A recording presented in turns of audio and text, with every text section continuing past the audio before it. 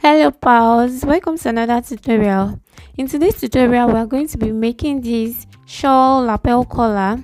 So I'm going to be showing you how to cut this lapel collar and the easy way to go about the stitching. So if this is what you're interested in, you want to continue watching this video, click on the like button, subscribe to this channel, and let's get started. So this is the fabric I'm going to be using for this style. I have 6 yards here and I'm going to be using it for the top and the skirt. So the first thing is to draft the back pattern. So you are going to place your tape at the starting line, and the first thing you are going to be marking is your crop top length. So in this case mine is 17 inches, so I'm going to go ahead and mark out the 17 inches. So after marking this, you are going to come to this starting line and you are going to be taking your neck measurement. So I'm going to be using 3 inches by 1 inch. So I'm going to come down by 1 inch. Then I'm going to get my curve and then connect it. So this is a jacket, so it's not going to be having a zipper allowance at the back. So now I'm going to be taking the shoulder measurement. So place your tape at the starting line, divide your shoulder into 2. So in this case I'm working with 14 inches shoulder measurement, so divide by 2 is 7. So I'm going to be adding half of an inch to this because this is a jacket.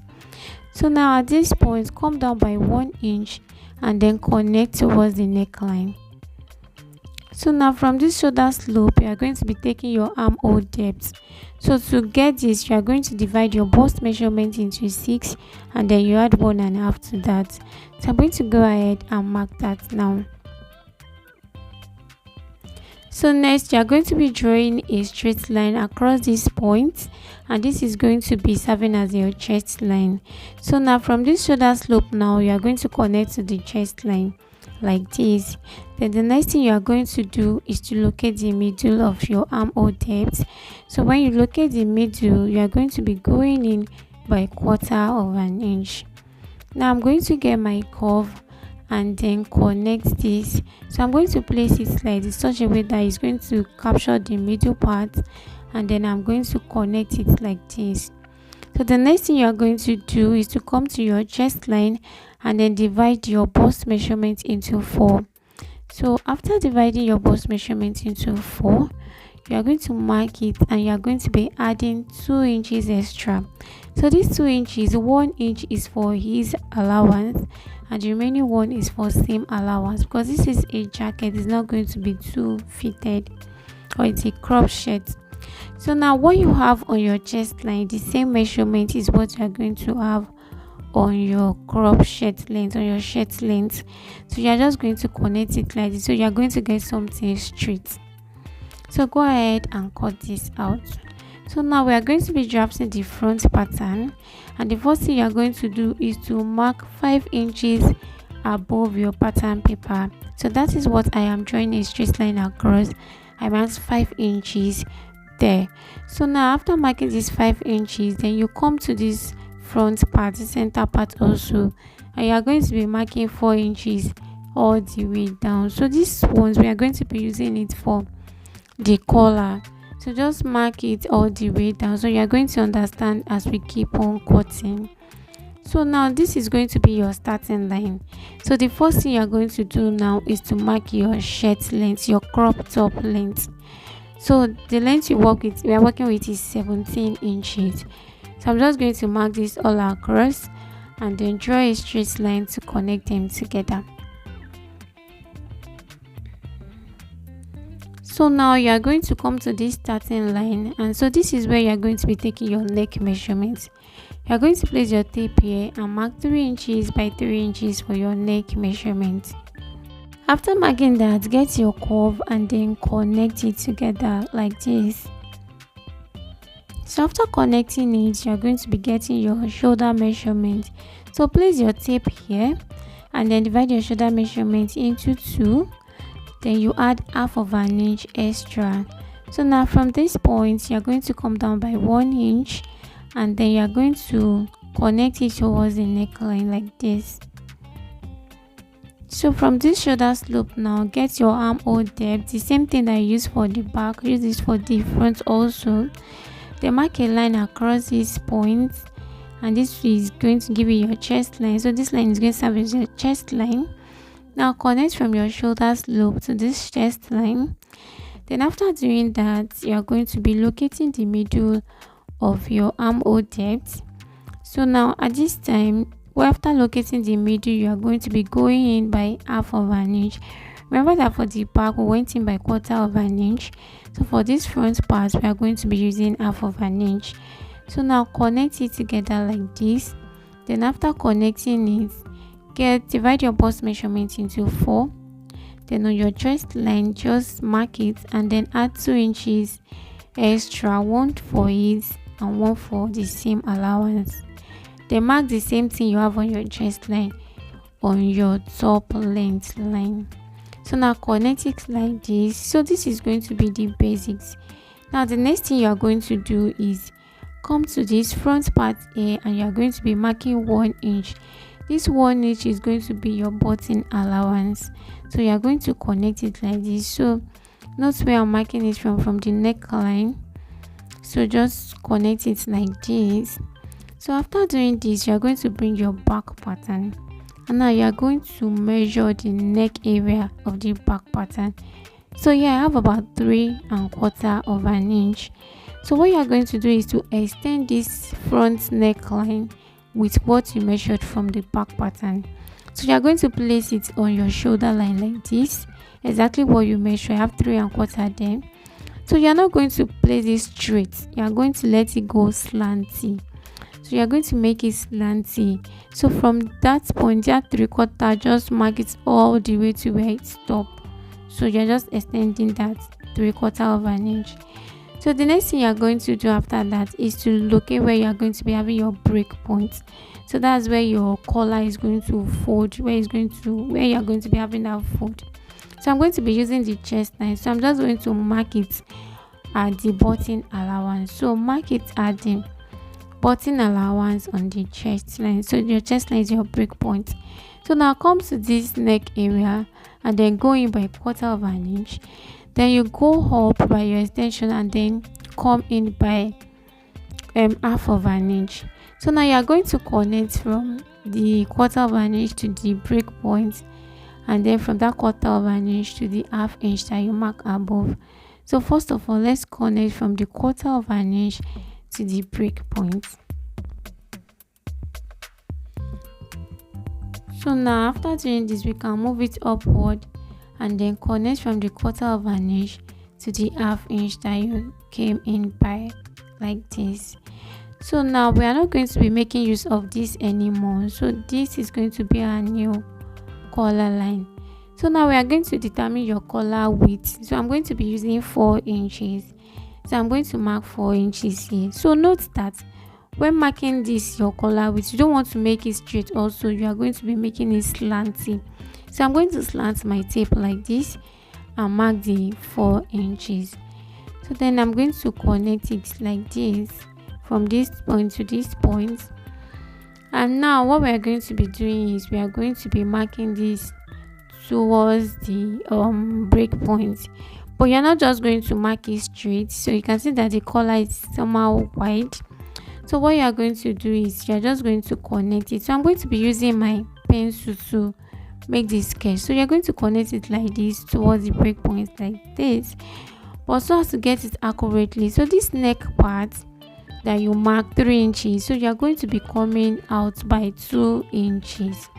So while making your sketch, your collar, so you're going to connect from here and stop at that 2 inches, and then from that 2 inches you are going to connect to your break point.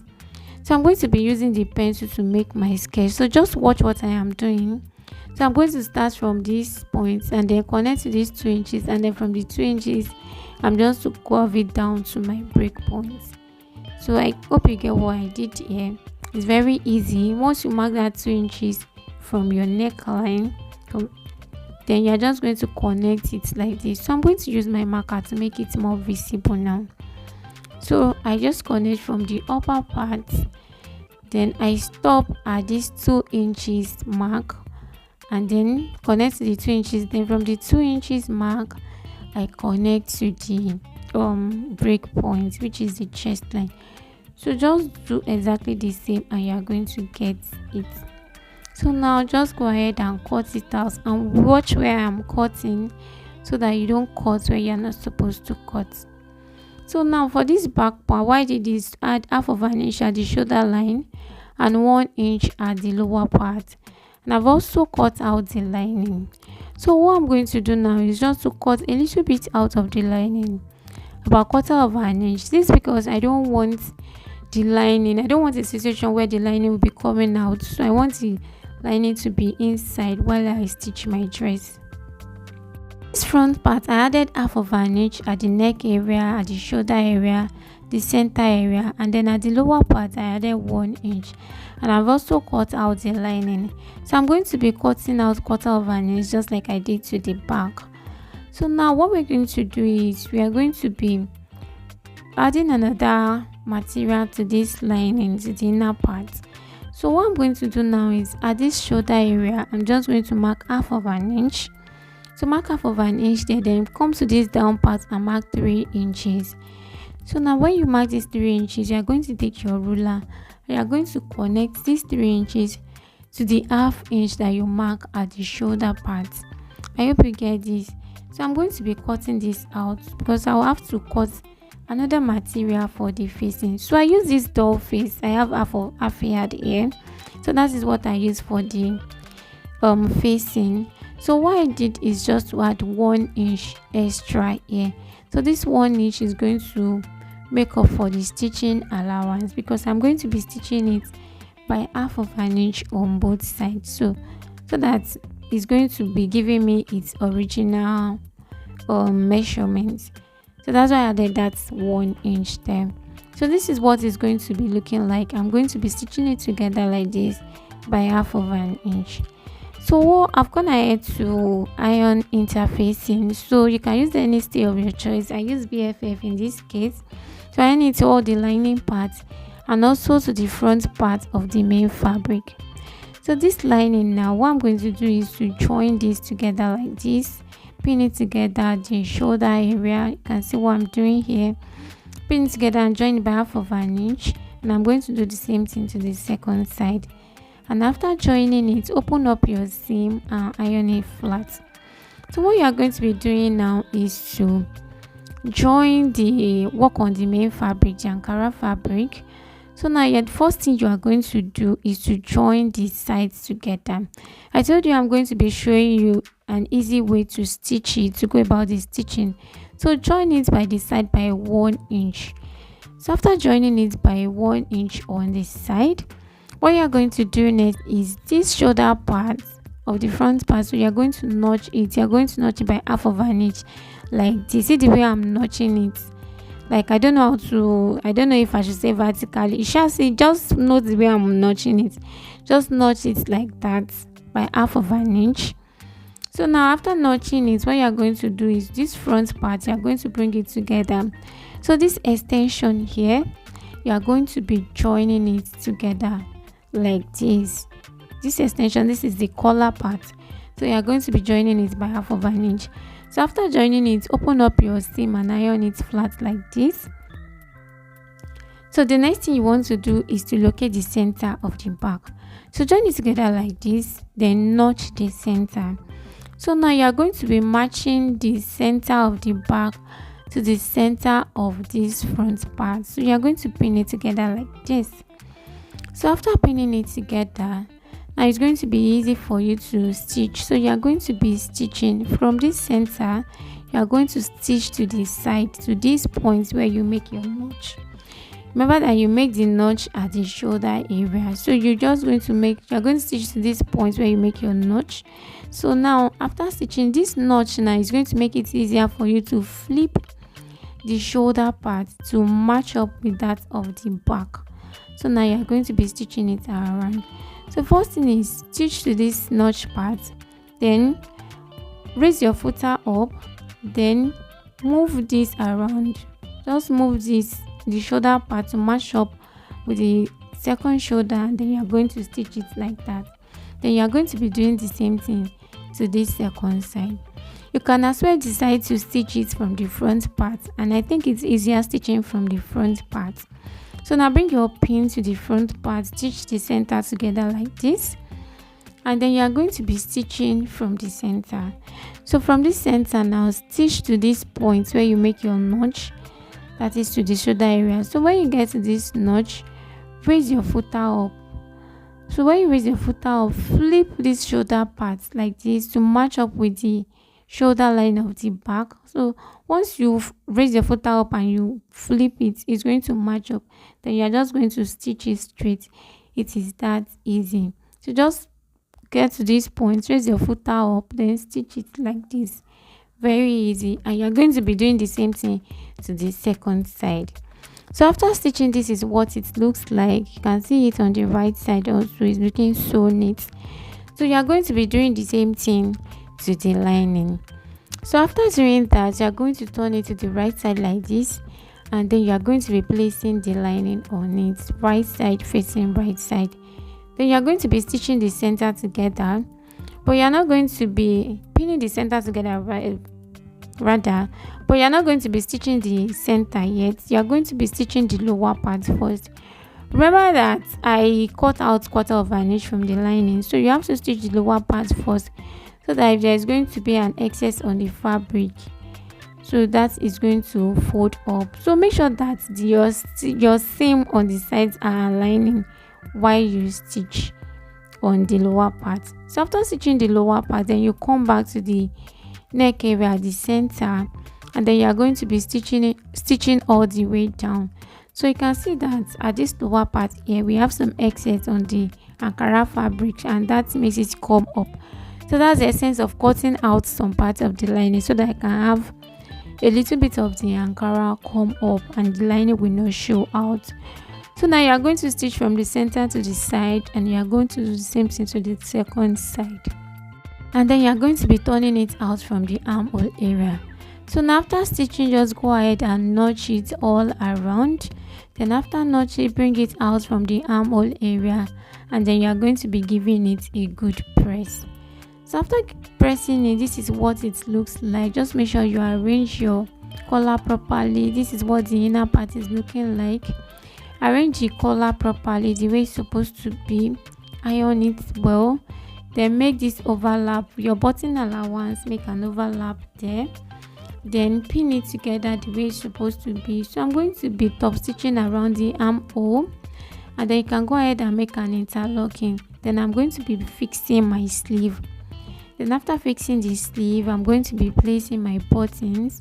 So I'm going to be placing my button on the left side, and then I'm going to make my button holes on the right side. So you are going to mark out where you want your button to be. So I ended up putting 3 buttons. So just go ahead and mark out where you want it to be. So thank you so much for watching this video. Don't forget to like, subscribe, give your comments, and I'll see you in my next